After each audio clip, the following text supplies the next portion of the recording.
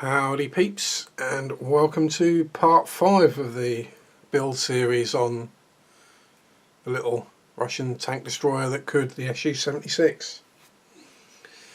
Now, when we left off at the end of part 4, we had assembled the main hull and got all the various sections of the fighting compartment stuck together. So where do we find ourselves now? Well, I've not built anything off screen. Probably able to put them out of the way for the moment. What I have done is I've taken the sections of the fighting compartment and I have primed them. I have an extra overhead light, as someone was asking about in a previous video. I think it was it Tony? I think it was. If it wasn't, apologies. Might have been Nige, never know. My memory is shocking. And this is going to blind me, but never mind. As you can see, I've painted the interior sections of the fighting compartment. And I did it the easy way, airbrush. First of all, coat of UMP Ultimate Black Primer. Great stuff.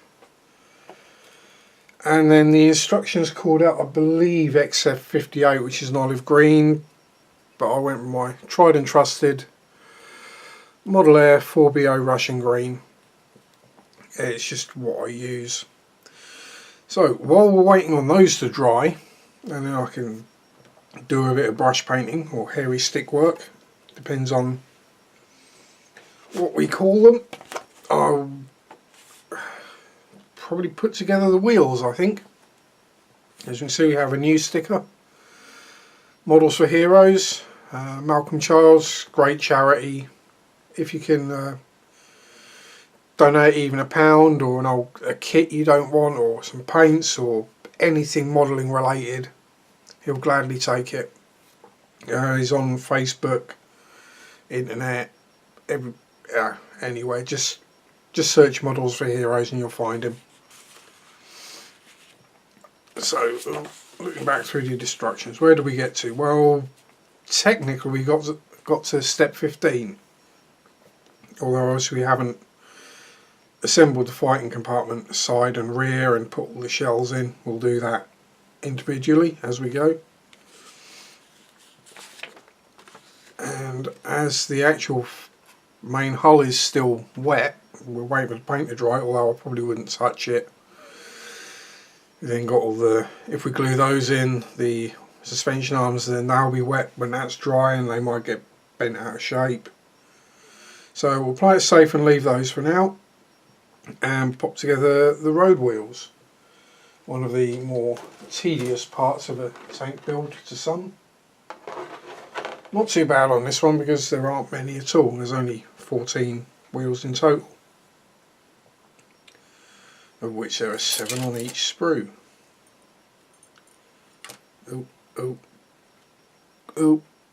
Been a bit cack-handed today, I do apologise. Now, if you watch, I believe it was the last video, part 4, I mentioned that I might have to disappear off fairly quickly as I was waiting for a call back about a job. Well, good news, not for me anyway.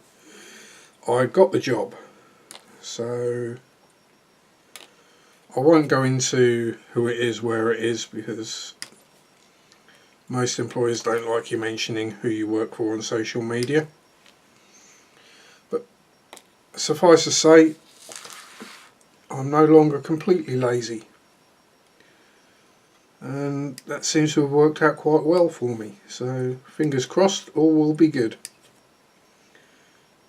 It will cut down on my bench time, obviously, quite dramatically, but I'll try and keep ahead on this build series, so I've at least got something to upload once or twice a week, and some reviews and other bits and pieces. But just so you know that if my output slows down or you don't see a video for a while. It could just be that I'm working and haven't had the time. And sometimes these things do have to get in the way of doing the fun things. Work gets in the way of life, that kind of theory. But we need money to live on and buy new shiny kits with, and paints and all the other fun bits we need for the hobby. So, yeah.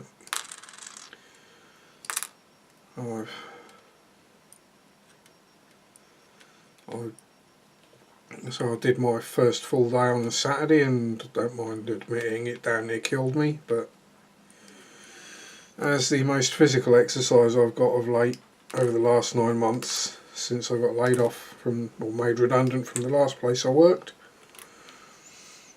so the most physical exertion I've done pretty much is modelling, let alone being on my feet all day for a full shift. I was fully expecting it to damn near kill me. Nothing serious, just aching and feet hurt and that kind of stuff. Usual thing when you get unfit and fat and then you have to move again. Nothing to worry about, but still.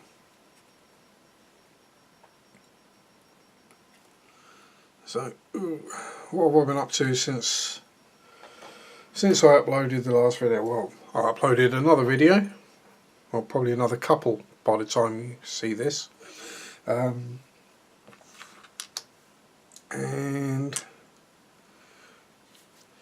just generally been getting on with life. I've finished off the King Target.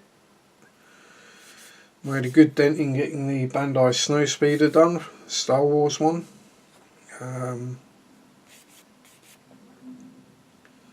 What else? I'm building a Gundam as well, out of the box. There's stickers, not decals. I have to say the Bandai stickers are really good. I mean, for stickers, obviously. But, that's all going well, and then I'll probably finish both of those off. Well, I should easily finish both of those off this week, and then it's on to what to build next. I'm just cleaning these up a bit so they fit nice and easily inside the wheels. How's the extra light working? Is it making things more visible down here? I can't really tell because if I look up at the screen I get blinded by it. Because the light is right beside the camera, they're hanging off the same mounting.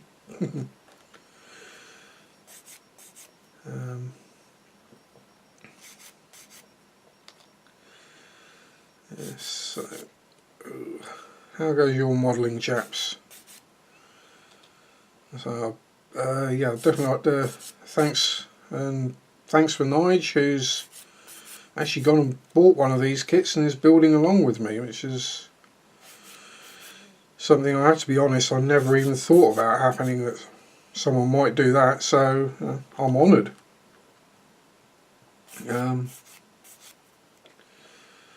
Hopefully you enjoy it and get into Russian armour, because there are some really fun kits to build. And the reason why I chose this one for a build series rather than one of those is some of those could take probably about, oh, I don't know, 100 episodes maybe. Depends how much I actually filmed and how much I did off camera, because I'm certain nobody would want to sit and watch me for 2 half-hour episodes sticking 100 odd pieces of circular photo etch onto a T90 turret, or gluing together thousands of tiny parts to make into, well, not thousands, but you know, dozens of tiny little parts into a sub-assembly and then attaching that sub-assembly, and you know, it's some of the, especially the more modern Russian armour, can get very complex, which I love.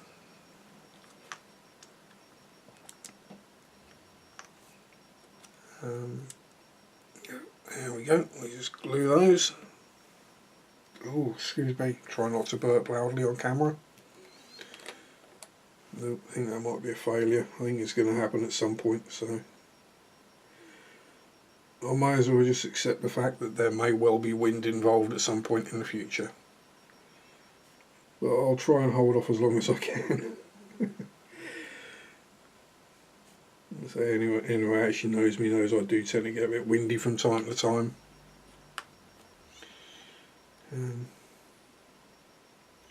Just kind of hope it doesn't happen at work quite yet. So that might not go down too well. Stinking out the place. So if you're not working on one of these, what are you guys working on at the moment? They let me know. My throat's playing up again today, so do apologise for that. There may be drink breaks. Well, there will be drink breaks along the way.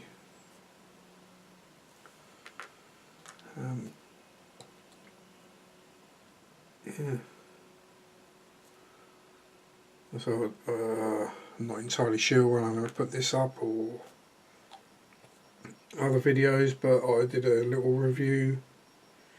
As usual with me, it was meant to be a little quick review and it ended up being half an hour, of the Hobby Boss 148 ME262, and that's it looks a really nice kit. I know quite a few people who have built them and apparently they go together well, so that could be fun.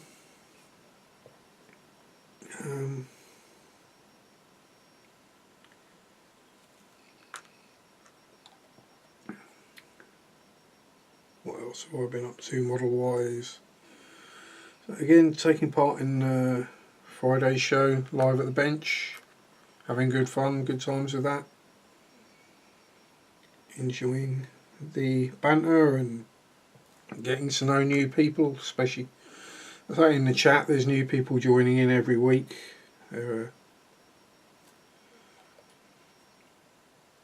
There are some that only seem to post when a prize draw goes up, and I'm not knocking them for that, but it's a bit of a shame. No one in there is going to be nasty to you, especially if you're new. It's only people, as you know, when you get to know people and understand their sense of humour, you start having a bit of banter and a laugh with them, or taking the mickey.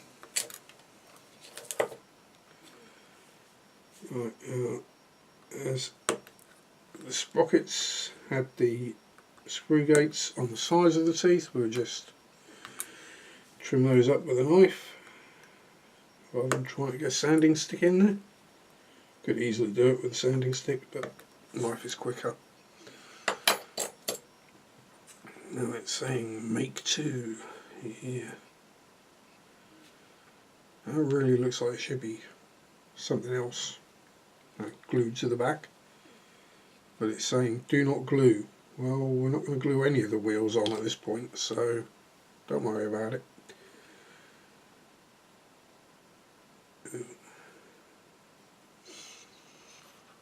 Wheels will be one of the last things that get glued on. We'll actually trim that up a little. It's not flash as such, but it's a little bit of extra plastic on the end.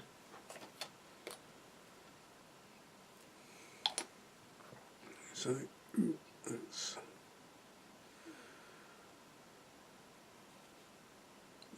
the wheels will be temporarily installed while I put the tracks together. By that I mean just slid on or pressed on, however they go on.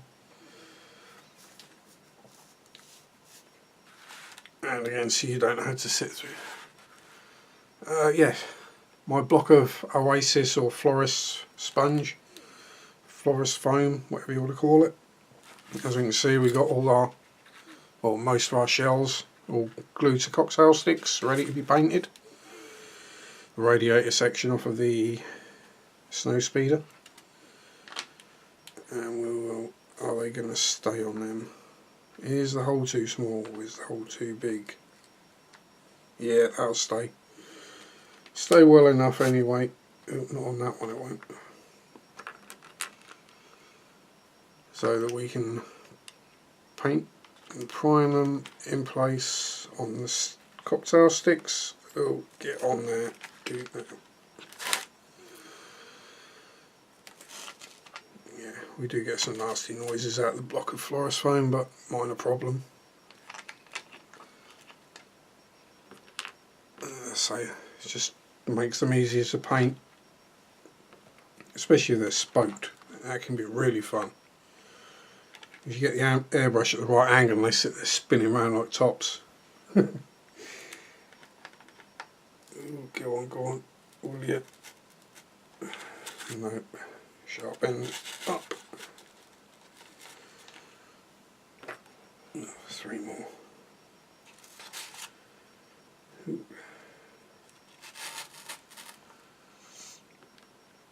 The sprockets could be interesting. I think we just have to grab the back of those with a pair of forceps or a clothes peg or something to hold them to paint them, because there's not really any obvious places.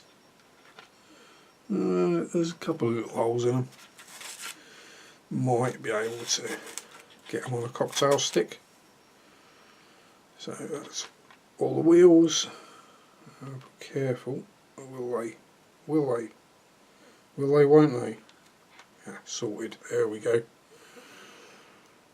Also means we don't lose them. Now we can just pop that over there, out of the way, for when I get around to painting them. Now then, is this dry? A little tacky, but near enough. I'll keep an eye on the time. And run back through the instructions to see what colours it's saying. XF49 for the bench seat and the padding on the rear. And what colour is XF49? Let's find out. And will I use XF49? Khaki.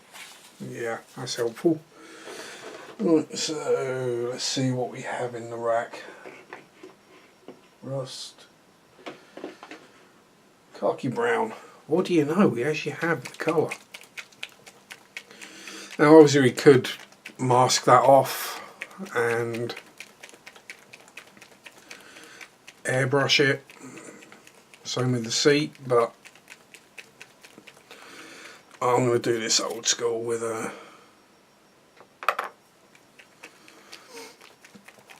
paintbrush. I'll just do the glue up, so I'll make sure I don't spill that everywhere, and find a suitable brush in amongst the pile of random paintbrushes and worn out stuff. There we go, that'll do. As you see here, this is me just using the single edge razor blade as a palette. I just squelch a bit of paint out.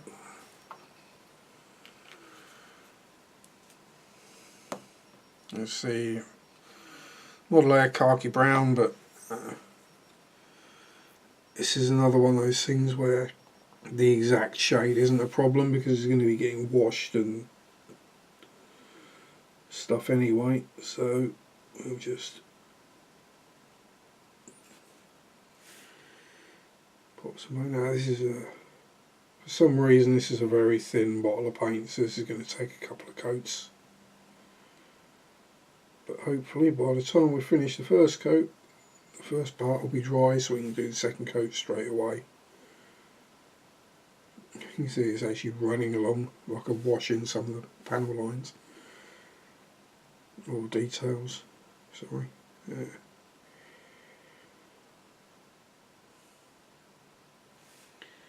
And what I try to do is get the paint to go, or run the brush in one direction for the first coat and then go the opposite way for the second. It just helps cover up some of the brush marks, if you get any.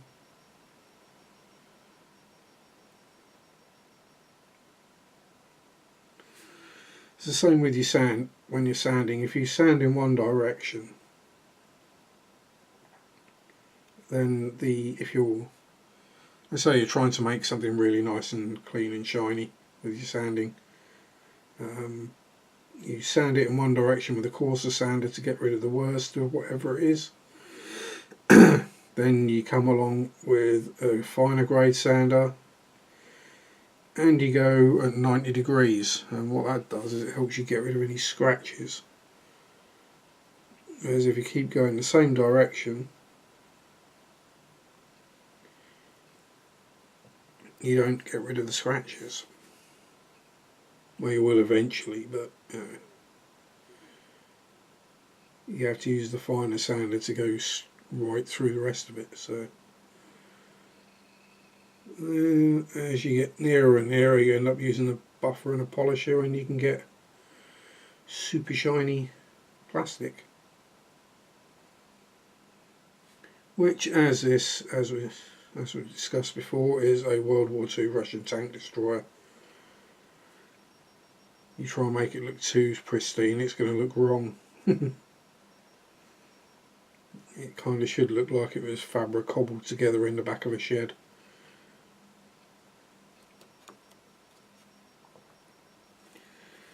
And the bench seat. I'm just trying to make sure I keep my big old head out of the shot.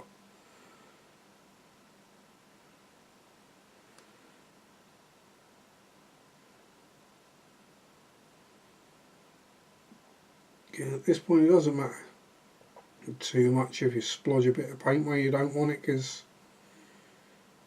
this is base colours, so we can always go back over it again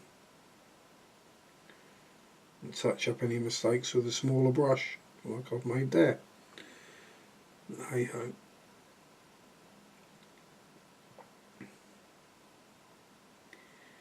If I'd chosen a brush with a point to start with, we might have been able to get away with it, but never mind. Let's just spread this out, because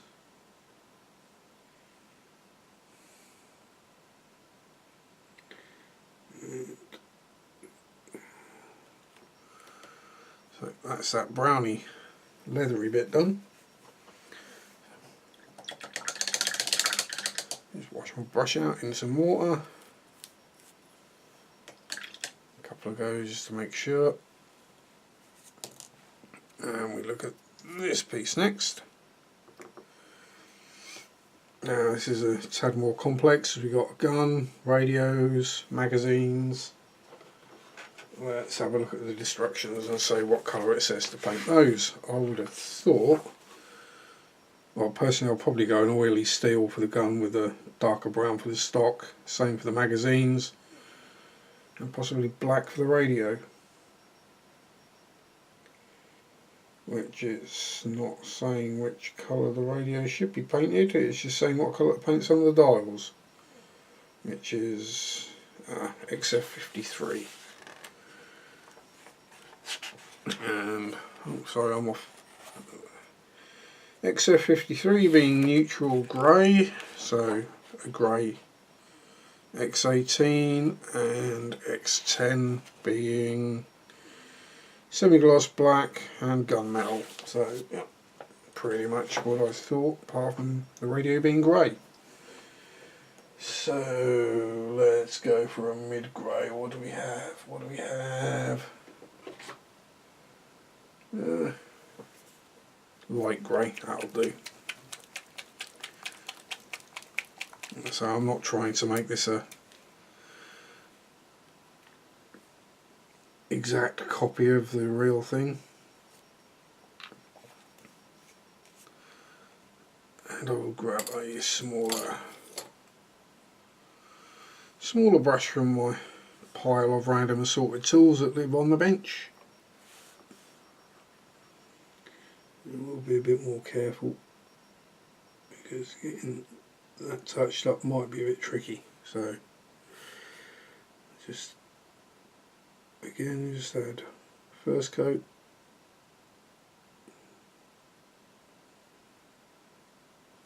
covering everything that needs to be covered.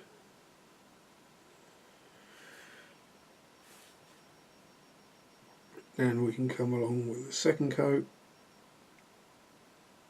and completely cover it. Then pick out the detail with a much smaller brush, which you probably will end up with my head being in shot, or I'll take it out of shot to do it. So there's the grey. Again, clean the brush out. What I'll do is I'll leave all the paints in shot so you can see what we've been using if you wanted to copy.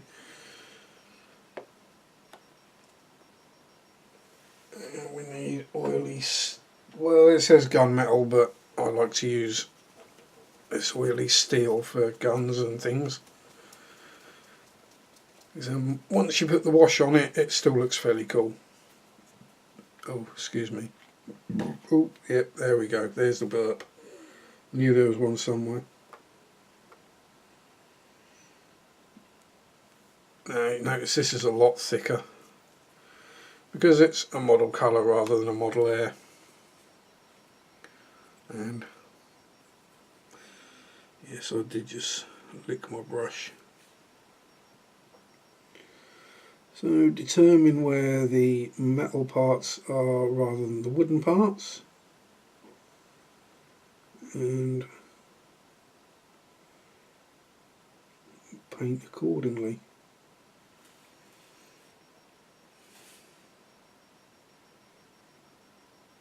I know some will say, oh, you should have painted those and then glued them in after. Yes, possibly I could have, but I'm usually pretty accurate with a brush, so I can get away with doing it like this, even though I'm doing it with my head at a really awkward angle, trying to keep my head out of the shot.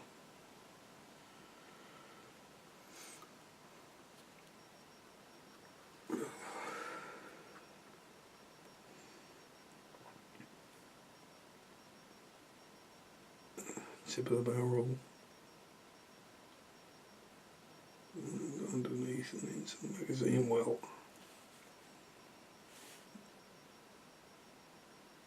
And the trigger guard. Right.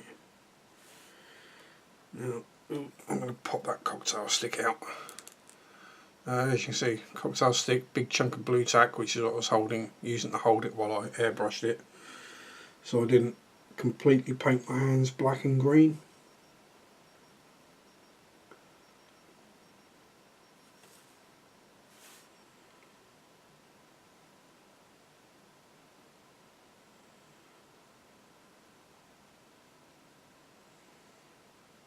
Again, this isn't really something we have to be massively precise or accurate with these, because to my mind they would have, these little drum magazines for the SMGs or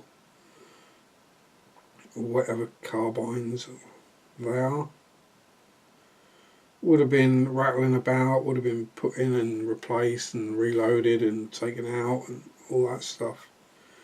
So a little of the oily steel on the actual rack just looks a bit like some chipping. And once we get a wash on it, it'll tone it all down nicely. So was there anything else on there that needs to be painted a different colour? Let's look.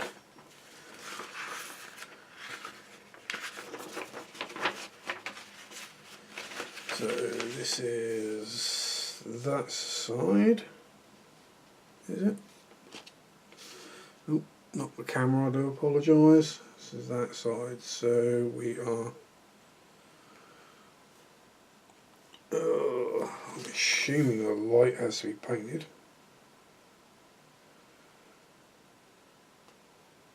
Well, it's not showing it painted as a different colour, but we will anyway, because it's a dome light and I can't say they see as that would be in green. So here's where we had to have a bit of a hunt about on the bench to find a teeny tiny brush. Not that one. Not that one. Not that one. Where'd it go? Where'd it go? Where'd teeny tiny brush go? It's got a bit. There we go. If I actually point it out, there's a little dome light there. What I will do with that is paint the glass in with a nice bright metallic. Steel's probably not right. Let's just go with silver. Again, quick shake up, as we are only going to need a tiny blob of that. I'll do this. That'll be it for this episode. How has that half an hour gone so fast? I really don't know. Now this is where I would normally bring it right up to my face, or as right up to my face as I bring models, or pop on my Optivisor, geek goggles, whatever you want to call them. And this is definitely going to need repainting.